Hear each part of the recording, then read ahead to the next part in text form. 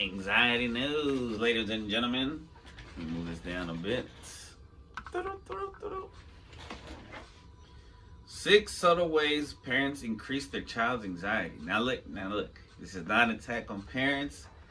This is just I'm just re-reporting this from some psychotherapist named Mary Jo Rapini on Fox 26 Houston. So I don't know if I disagree or agree with this, right? Obviously, parents can cause anxiety in kids, but there's also ways that the kids can cause their own anxiety. We can cause our own anxiety sometimes, and sometimes. Well, let's just get into it, man. Let's get into it. This was published January 23rd, 2023. Whoa, look at that, 23 at 10:49 a.m. So psychotherapist Mary Jo Rapini says, while no parent purposely tries to instill anxiety in their child, obviously, these 6 subtle actions can increase or create anxiety in your child. More and more emergency room admissions these days are directly correlated to excessive anxiety brought on by stress. When we hear about anxiety, we think of our own or our good friends. Rarely do we consider it in the context of our children. They don't know me. After all, children are supposed to spend their youth playing, not worrying about things that happen in their life. What's crazy is we were all kids, and I guess people don't remember that they used to worry about shit. I worried about shit when I was a kid, a lot of shit. March 22, 2022 study published in JAMA Pediatrics reported that even prior to the pandemic, anxiety was becoming more prevalent among children and adolescents. In fact, by 2020, approximately 5 million children experience anxiety. Those numbers continue to rise, and parents are often the last to recognize the symptoms. Kids don't talk about feeling anxious, and parents may brush off complaints about a headache or a stomach ache, or it says tummy ache, but I'm not. I already said it, so fucking. Or make excuses when their child withdraws from family activities. Parents are busy and sometimes in their hurriedness avoid talking about how a child feels in lieu of getting them to school on time. When children think it's not okay to discuss what they're feeling, they internalize their uncomfortable feelings, leading to sadness and ultimately, possibly, depression.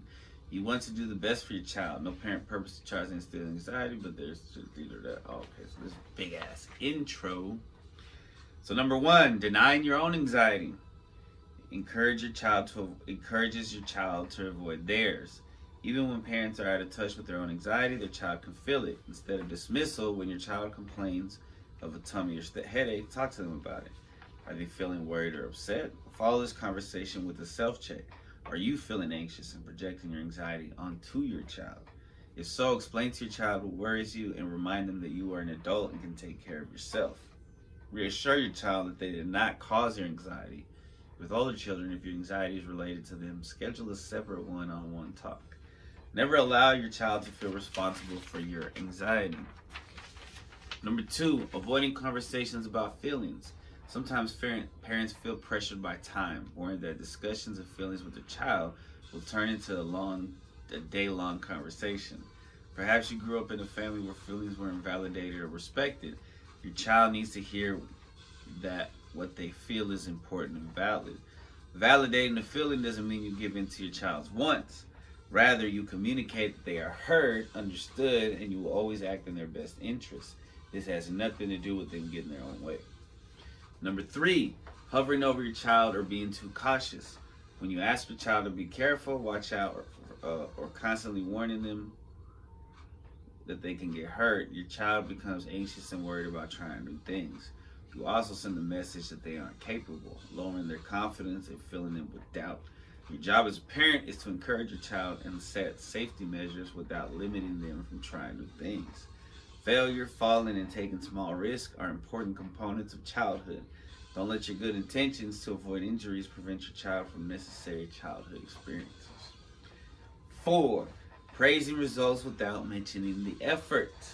When parents project their need to win onto their child, the child begins feeling overwhelmed, pressured, and anxious. I lost it. Not everyone can win, and recognizing and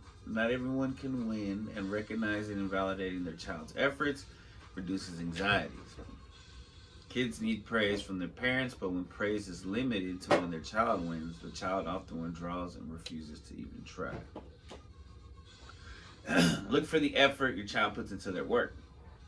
Sportsmanship, integrity, compassion for other players, and dedication to practice are much more important lessons for adulthood than winning. Very true. Number 5, wishy-washy parenting style. Sending your child mixed messages provokes anxiety. You want your children to achieve in academics, but you also want them to enjoy childhood. Prioritize what you say. Help your children find balance. Build a schedule with them that allows ample time for homework, relaxation, and playtime with their friends. Reinforce the schedule so your child doesn't cram all night for a test, worrying that they will fail because they didn't study a little each day. 6, communicating without listening. One of the worst parenting habits involves 20 questions. When parents ask too many questions, children become anxious. For example, asking your child if they are worried about not having friends confirms your child's worst fear and tells them they should worry. A much better approach conversing with your child is to ask 1 or 2 leading questions, then listen. As you listen, be curious and ask them to tell you more about how a situation felt. Children want to talk to their parents, and they want their parents to listen, validate, and empathize without judgment. If you're a parent, you worry. It's natural and completely normal. Show your children healthy ways to cope with stress and anxiety. Teach them about deep breathing exercises and to visualize joyful times, but above all, listen. When parents listen and reassure their child that they will tackle the worry together, children calm down. There are many things that make children anxious, but not having a supportive parent who cares and takes time to listen should never be one of them. Very interesting, very interesting. I agree with most of that. I don't think I disagree with any of that. The winning one, that's interesting. That's always been debated, right, in recent times. Like, but the effort, if they put in effort, yeah. Like, thank you for trying. You tried that shit. All right. I'm going to take another break, and then we're going to come back, because this holds a stake, and I don't know if I'm probably not going to read the whole thing, but we'll see. We'll see what happens. I mean, when I was